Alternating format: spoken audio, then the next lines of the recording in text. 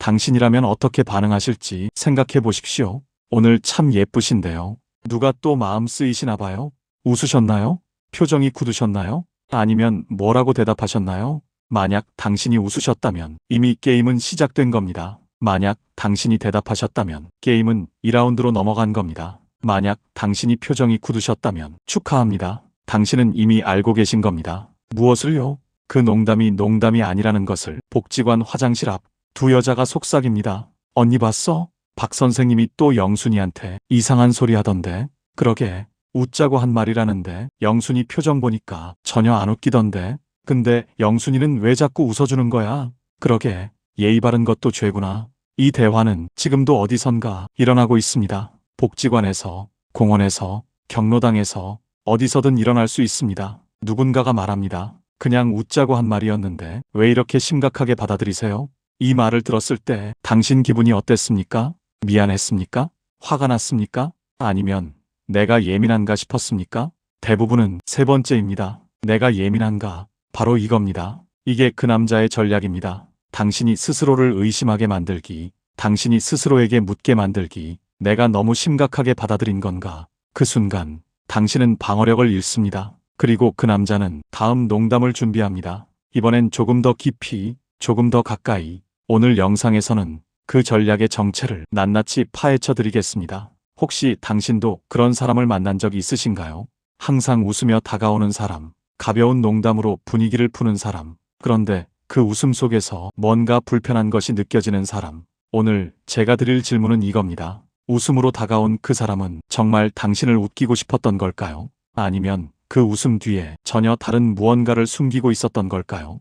이 영상을 끝까지 보시면 당신은 알게 될 겁니다. 그가 던진 농담이 사실은 농담이 아니었다는 것을, 그의 웃음이 사실은 외로움의 다른 얼굴이었다는 것을, 그리고 어쩌면 당신도 오랫동안 오해하고 있던 한 사람의 진짜 마음을 이해하게 될지도 모릅니다. 특히 영상 중반부에 한 여자가 남자에게 한 말이 있습니다. 그건 웃긴 농담이 아니에요.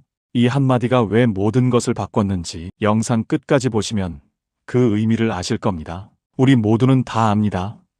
인생은 결국 혼자라는 것을. 자식도 결국은 남남이고, 형제도 결국은 제 갈 길 가고, 배우자마저 먼저 가면 진짜 혼자입니다. 그래서 누군가 다정하게 다가오면 경계하면서도 반갑습니다. 그 사람이 진심인지 아닌지 알 것 같으면서도 헷갈립니다. 오늘 이야기는 그런 당신을 위한 겁니다. 웃으며 다가오는 사람의 진심을 어떻게 읽을 것인가, 그리고 그 웃음 속에 숨은 외로움을 어떻게 이해할 것인가 함께 살펴보시겠습니다. 인천에 사는 66세 박영순 씨 이야기부터 시작하겠습니다. 영순 씨는 3년 전 남편을 먼저 보냈습니다. 40년을 함께 산 남편이었습니다. 장례를 치르고 2년쯤 지났을 때 영순 씨는 동네 복지관 프로그램에 참여하기 시작했습니다. 그곳에서 영순 씨는 한 남자를 만났습니다. 71살의 최동철 씨였습니다. 동철 씨는 첫날부터 영순 씨에게 말을 걸었습니다. 아, 오늘 날씨 정말 좋네요.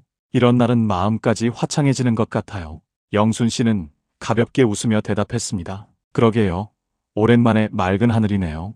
그렇게 두 사람은 인사를 나눴습니다. 다음 주 프로그램에서 동철 씨는 또 영순 씨에게 다가왔습니다. 영순 씨는 참 젊어 보이세요. 저는 나이가 다 티가 나는데. 영순 씨는 웃으며 말했습니다. 무슨 말씀을요? 동철 씨도 젊어 보이세요. 동철 씨가 씩 웃으며 말했습니다. 그럼 우리 같이 젊게 살아볼까요? 그 말이 농담인지 진담인지 영순 씨는 알 수 없었습니다. 그저 웃고 넘어갔습니다. 시간이 지나면서 동철 씨의 농담은 점점 더 자주, 그리고 점점 더 개인적으로 변해갔습니다. 영순 씨 혼자 사시니까 외롭지 않으세요? 이렇게 좋은 날 혼자 계시기 아깝네요. 영순 씨는 그때마다 웃으며 넘어갔습니다. 하지만 마음 한구석이 불편했습니다. 이 사람은 왜 자꾸 이런 말을 하는 걸까? 농담인 것 같으면서도 뭔가 다른 의도가 있는 것 같고, 가벼운 것 같으면서도 점점 무거워지는 느낌이었습니다. 어느 날 프로그램이 끝나고 동철 씨가 영순 씨에게 말했습니다. 영순 씨 점심 같이 하실래요? 혼자 먹는 것보다 둘이 먹으면 밥맛도 나고 좋잖아요. 영순 씨는 잠시 망설이다 괜찮다고 대답했습니다. 식당에 앉아서 동철 씨는 계속 말을 걸었습니다. 우리 이렇게 자주 만나면 정이 드는 거 아니에요? 영순 씨는 애매하게 웃었습니다. 동철 씨가 다시 말했습니다. 요즘 영순 씨가 점점 더 예뻐 보여요. 누가 또 마음 쓰시나 봐요. 영순 씨는 그 말에 뭐라 대답해야 할지 몰랐습니다. 그냥 웃고 넘어가기에는 뭔가 선을 넘는 것 같았고 진지하게 대응하기에는 농담처럼 가볍게 던진 말이었습니다. 그날 이후로 영순 씨는 복지관 가는 것이 조금씩 부담스러워졌습니다. 동철 씨가 또 무슨 말을 할까? 어떻게 대응해야 할까? 그런 생각들이 머릿속을 맴돌았습니다. 철학자 오스카 와일드는 이런 말을 했습니다. 농담은 진심의 그림자다. 진심은 늘 웃음 뒤에서 고개를 든다. 정말 그렇습니다. 중년 이후의 남자들이 던지는 농담은 단순한 유머가 아닙니다. 그것은 관계의 거리를 재는 심리적 온도계이자 거절당하지 않으려는 방패이며 때로는 감정의 조종수단이 되기도 합니다. 영순 씨가 겪고 있는 것이 바로 그것이었습니다. 동철 씨는 직접적으로 감정을 표현하지 않았습니다. 대신 농담이라는 포장지로 자신의 마음을 조금씩 드러냈습니다. 왜 남자들은 이렇게 돌려서 말하는 걸까요? 왜 직접 말하지 못하고 농담으로 포장하는 걸까요? 그 이유는 간단합니다. 두렵기 때문입니다. 직접 말했다가 거절당하면 자존심이 상하니까, 농담으로 던지면 거절당해도 상처가 덜하니까, 그는 웃자고 한 말이에요. 라고 스스로를 위로할 수 있으니까. 알랭이라는 철학자는 이렇게 말했습니다. 사람은 진심을 감당할 용기가 없을 때 가벼운 말로 대신한다. 동철 씨도 그랬습니다. 영순 씨에게 진심을 말할 용기가 없었습니다. 그래서 농담이라는 가면을 썼습니다. 하지만 그 가면 뒤에는 외로움이 숨어 있었습니다. 동철 씨도 혼자였습니다. 아내를 5년 전에 먼저 보냈고 자식들은 모두 멀리 살았습니다. 하루하루가 똑같이 흘러갔고 말을 걸 사람도 없었습니다. 그러다 복지관에서 영순 씨를 만났습니다. 영순 씨는 밝은 사람이었습니다. 힘든 일을 겪었을 텐데도 웃음을 잃지 않았고 다른 사람들에게도 친절했습니다. 동철 씨는 영순 씨에게 끌렸습니다. 하지만 어떻게 다가가야 할지 몰랐습니다. 이 나이에 여자에게 다가가는 것 자체가 어색하고 낯설었습니다. 그래서 동철 씨는 농담을 선택했습니다. 웃으며 다가가면 부담스럽지 않을 것 같았고 농담으로 말하면 거절당해도 덜 상처받을 것 같았습니다. 하지만 동철 씨는 몰랐습니다. 그 농담들이 영순 씨에게는 불편함으로 다가온다는 것을. 웃음으로 포장했지만 그 안에 담긴 의도가 고스란히 느껴진다는 것을. 영순 씨는 동철 씨의 농담이 점점 더 자주 들려올 때마다 마음이 복잡해졌습니다. 이 사람이 나한테 뭘 원하는 걸까? 그냥 친구로 지내고 싶은 걸까? 아니면 다른 마음이 있는 걸까? 농담인 척하지만 사실은 진심인 걸까?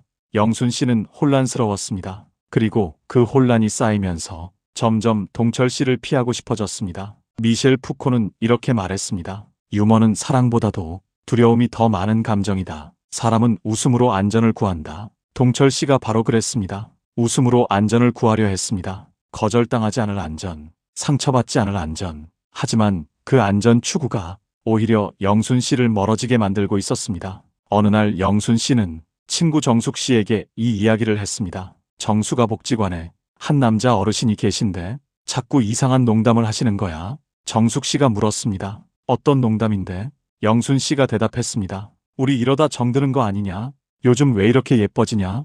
이런 식으로 말씀하시는 거야. 정숙 씨가 한숨을 쉬며 말했습니다. 아, 그거 알아. 농담이라고 하면서 사실은 떠보는 거지. 영순이가 어떻게 반응하는지 보려는 거야. 만약 영순이가 웃으면 그럼 더 나가는 거고, 만약 영순이가 불편해하면 아, 그냥 농담이었어요 하면서 빠지는 거지. 영순 씨는 정숙 씨의 말을 듣고 고개를 끄덕였습니다. 아, 그렇구나. 그래서 내가 자꾸 불편했던 거구나. 정숙 씨가 다시 말했습니다. 영순아, 내가 만약 그 사람이 불편하면 확실하게 선을 그어야 해. 애매하게 웃고 넘어가면 그 사람은 내가 괜찮다고 생각할 거야. 그럼 점점 더 심해질 거야. 영순 씨는 정숙 씨 말이 맞다고 생각했습니다. 하지만 어떻게 말해야 할지 막막했습니다. 너무 강하게 말하면 분위기가 어색해질 것 같고 너무 부드럽게 말하면 또 안 통할 것 같았습니다. 그러던 어느 날 동철 씨가 또 농담을 던졌습니다. 영순 씨 오늘 참 기분이 좋아 보이네요. 혹시 누가 좋은 일 있게 해줬나요? 영순 씨는 그 순간 더 이상 웃지 않기로 결심했습니다. 동철 씨, 그런 말씀은 농담이어도 불편해요. 동철 씨는 깜짝 놀라며 말했습니다. 아, 죄송해요. 그냥 가벼운 농담이었는데. 영순 씨가 조용히 말했습니다. 동철 씨는 농담이었을지 몰라도 저한테는 농담처럼 들리지 않았어요. 그냥 친구로 지내고 싶으면 그렇게 말씀해 주세요. 다른 마음이 있으시면 그것도 직접 말씀해 주세요. 농담으로 포장하지 마시고요. 그 순간 동철 씨의 표정이 굳어졌습니다. 잠시 침묵이 흘렀습니다. 그리고 동철 씨가 천천히 입을 열었습니다. 죄송합니다. 사실은 그냥 영순 씨와 가까워지고 싶었어요. 그런데 어떻게 다가가야 할지 몰라서 그랬어요. 직접 말하기는 너무 부끄럽고 두려워서 농담으로 말했어요. 근데 그게 영순 씨를 불편하게 만들었네요. 정말 죄송해요. 영순 씨는 동철 씨의 눈을 보았습니다. 그의 눈에는 진심이 담겨 있었습니다. 외로움도 보였고 두려움도 보였습니다. 영순 씨는 그제야 이해했습니다. 이 사람도 힘들었구나. 이 사람도 외로웠구나. 다만 표현하는 방법을 몰랐던 거구나. 니체는 이렇게 말했습니다. 사람은 웃음을 줄 때마다 조금씩 힘을 내어준다. 동철 씨는 웃음으로 영순 씨에게 힘을 빌리려 했던 겁니다. 자신의 외로움을 감당할 힘을 영순 씨에게서 얻으려 했던 겁니다. 하지만 그 방법이 잘못되었습니다. 웃음은 함께 나누는 것이지 빌리는 것이 아니니까요. 영순 씨가 조용히 말했습니다. 동철 씨, 저도 외롭긴 해요. 근데 외로움을 농담으로 채울 수는 없어요. 진심으로 친구가 되고 싶으시면 진심으로 다가와 주세요. 농담 말고요. 동철 씨는 고개를 끄덕였습니다. 그날 이후로 동철 씨는 달라졌습니다. 더 이상 애매한 농담을 하지 않았습니다. 대신 진솔하게 이야기를 나눴습니다. 오늘 날씨가 좋아서 산책하고 싶은데 영순 씨도 같이 가실래요? 이런 식으로 직접적으로 그리고 정직하게 말했습니다. 영순 씨도 편해졌습니다. 이제는 동철 씨의 말에 숨은 의도를 찾지 않아도 되었으니까요. 두 사람은 천천히 진짜 친구가 되어갔습니다. 이제 우리는 질문해야 합니다. 왜 중년의 남자들은 농담으로 다가오는 걸까요? 그 농담 속에는 어떤 심리가 숨어 있는 걸까요? 첫째, 농담은 탐색입니다. 이런 말해도 괜찮을까? 상대가 어떻게 반응할까? 관계의 온도를 재는 심리적 온도계입니다. 둘째, 농담은 시험입니다. 그녀가 웃으면 다음 수위를 올립니다. 웃음은 허용의 신호로 해석됩니다. 거절하지 않는다는 승인으로 받아들입니다. 셋째, 농담은 회피입니다. 거절당해도 상처받지 않게 미리 방어막을 칩니다. 진심을 말하지 않고 장난처럼 포장합니다. 넷째, 농담은 통제입니다. 농담으로 선을 긋고 상대의 반응을 조종합니다. 웃음으로 권력의 균형을 만듭니다. 다섯째, 농담은 가면입니다. 진심은 있지만 체면을 잃고 싶지 않습니다. 웃음은 외로움을 가리는 방패입니다. 톨스토이는 이렇게 말했습니다. 진짜 친밀함은 웃음이 아니라 불편함을 함께 견디는 일이다. 정말 그렇습니다. 진짜 관계는 농담으로 만들어지지 않습니다. 진심으로 만들어집니다. 불편해도 솔직한 대화로 만들어집니다. 대전에 사는 69이 김순자 씨 이야기입니다. 순자 씨는 4년 전 남편을 먼저 보냈습니다. 그리고 1년 전 한 남자를 만났습니다. 75의 장기남 씨였습니다. 기남 씨는 순자 씨에게 처음부터 농담을 많이 했습니다. 순자 씨는 우리 생일이 같은 달이네요. 이거 운명 아니에요. 순자 씨 손이 참 곱네요. 평생 고생 안 하셨나 봐요. 순자 씨는 처음엔 그 농담들이 불편했지만 시간이 지나면서 익숙해졌습니다. 기남 씨가 나쁜 사람은 아닌 것 같았으니까요. 그렇게 몇 달이 지났습니다. 어느 날 기남 씨가 순자 씨에게 말했습니다. 순자 씨, 우리 이제 좀 더 가까운 사이 되면 안 될까요? 순자 씨는 당황했습니다. 무슨 말씀이세요? 기남 씨가 웃으며 말했습니다. 제 말 알아들으셨잖아요. 순자 씨도 저 싫지 않으시죠? 순자 씨는 난처했습니다. 기남 씨가 나쁜 사람은 아니지만 그렇다고 그런 마음은 없었으니까요. 순자 씨가 조심스럽게 말했습니다. 기남 씨, 저는 그냥 친구로 지내고 싶어요. 기남 씨의 표정이 굳어졌습니다. 아, 그렇군요. 그럼 제가 착각한 거네요. 순자 씨는 미안했습니다. 하지만 거짓으로 대답할 수는 없었습니다. 기남 씨가 다시 말했습니다. 근데 순자 씨도 제 농담에 웃으셨잖아요. 그래서 저는 순자 씨도 저를 좋아하시는 줄 알았어요. 순자 씨는 그제야 깨달았습니다. 내가 예의로 웃었던 것이 그 사람에게는 신호로 받아들여졌구나. 내가 불편하지 않으려고 웃었던 것이 그 사람에게는 허락으로 보였구나. 순자 씨가 말했습니다. 기남 씨, 제가 웃은 건 예의였어요. 기남 씨 농담이 불편해도 어색해질까봐 웃었던 거예요. 그게 좋다는 신호는 아니었어요. 기남 씨는 한참을 아무 말이 없었습니다. 그리고 천천히 말했습니다. 그럼 저는 어떻게 알았어야 했나요? 순자 씨 불편하시면 그렇게 말씀하셨어야죠. 순자 씨가 대답했습니다. 저도 그래야 했는데 못했어요. 거절하는 게 익숙하지 않아서요. 어르신한테 불편하다고 직접 말하는 게 어려워서요. 그래서 그냥 웃고 넘어갔어요. 그게 잘못이었네요. 두 사람은 잠시 침묵했습니다. 그리고 기남 씨가 말했습니다. 제가 더 잘못했어요. 농담으로 포장해서 순자 씨를 시험한 게 잘못이었어요. 직접 말씀드렸어야 했는데 용기가 없어서 농담으로 돌려 말했어요.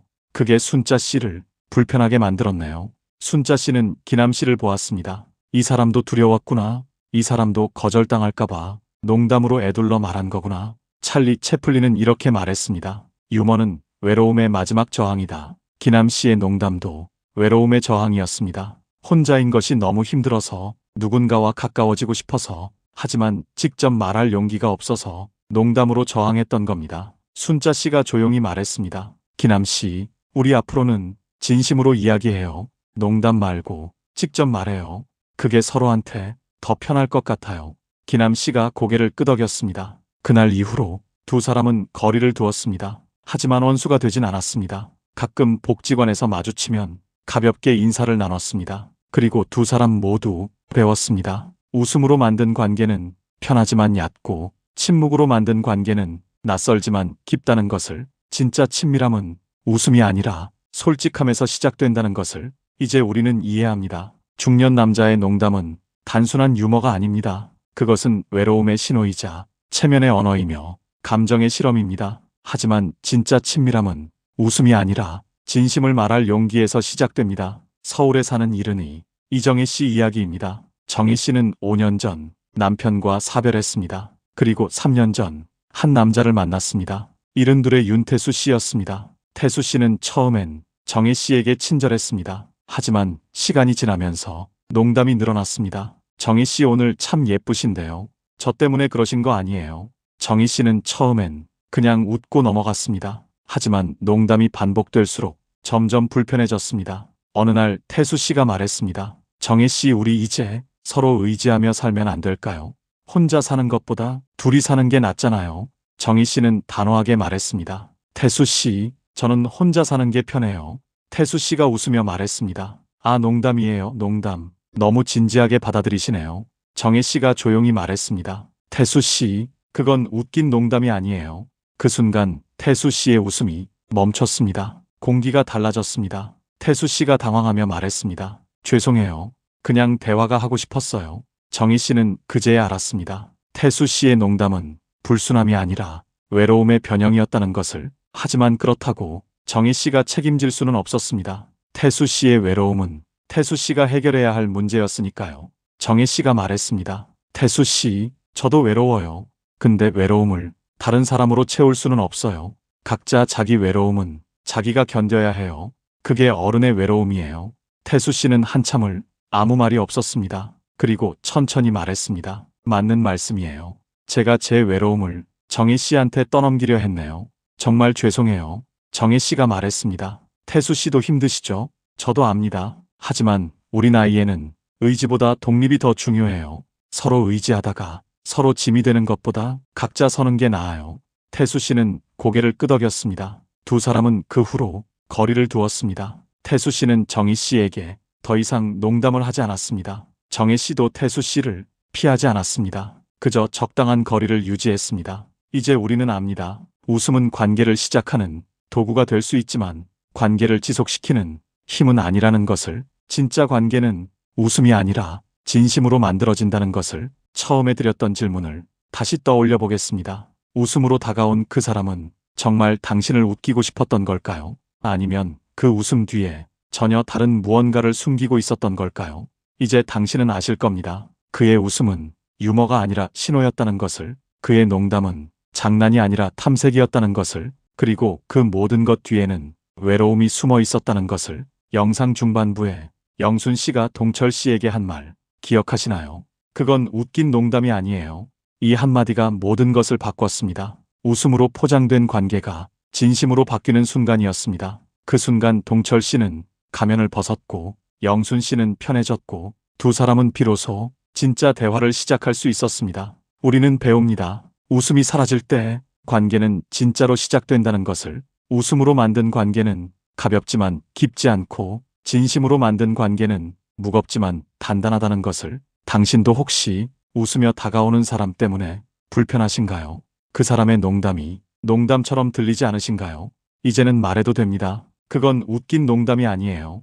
이 한마디면 충분합니다. 예의로 웃을 필요 없습니다. 불편하면 불편하다고 말해도 됩니다. 그것이 상대를 위한 것이기도 합니다. 당신의 예의 웃음이 상대에게는 잘못된 신호가 될 수 있으니까요. 반대로 당신이 혹시 웃음으로 다가가는 사람이라면 이제는 진심을 말하십시오. 농담으로 포장하지 마십시오. 거절당할까봐 두렵다는 것 압니다. 상처받고 싶지 않다는 것도 압니다. 하지만 농담으로 관계를 시작하면 그 관계는 진짜가 되기 어렵습니다. 차라리 진심을 말하고 거절당하는 것이 농담으로 기회를 놓치는 것보다 낫습니다. 키에르케고르는 이렇게 말했습니다. 용기는 솔직함이고 솔직함은 자유다. 정말 그렇습니다. 진심을 말하는 용기가 당신을 자유롭게 만듭니다. 농담이라는 가면에서 벗어나게 만듭니다. 우리 나이가 되면 이제는 진심으로 살아야 합니다. 포장할 시간도 없고 애둘러 갈 시간도 없습니다. 남은 인생이 20년인지 30년인지 아무도 모릅니다. 그 시간을 농담으로 채우기에는 너무 아깝습니다. 진심으로 채워야 합니다. 웃음으로 만든 관계보다 진심으로 만든 관계 하나가 더 값집니다. 혼자여도 괜찮습니다. 억지로 웃으며 함께 있는 것보다 편안하게 혼자 있는 것이 더 낫습니다. 하지만 만약 누군가와 함께하고 싶다면 진심으로 다가가십시오. 웃음 말고 진심으로, 농담 말고 솔직함으로. 그것이 당신을 자유롭게 하고 상대를 편하게 만듭니다. 마지막으로 한 가지만 더 말씀드리겠습니다. 웃음 뒤에 숨은 외로움을 이해하십시오. 웃으며 다가오는 사람도 사실은 외롭습니다. 농담을 던지는 사람도 사실은 두렵습니다. 그들도 거절당하고 싶지 않습니다. 그들도 상처받고 싶지 않습니다. 그래서 웃음이라는 방패를 들고 다가오는 겁니다. 이해는 하되 책임지지는 마십시오. 그의 외로움을 당신이 채워줄 필요는 없습니다. 그의 두려움을 당신이 안아줄 필요는 없습니다. 각자의 외로움은 각자가 견뎌야 합니다. 그것이 어른의 외로움입니다. 하지만 서로 이해할 수는 있습니다. 나도 외롭고 당신도 외롭다는 것, 나도 두렵고 당신도 두렵다는 것, 그 이해만으로도 충분합니다. 웃음이 사라진 자리에 진심이 자랍니다. 농담이 멈춘 자리에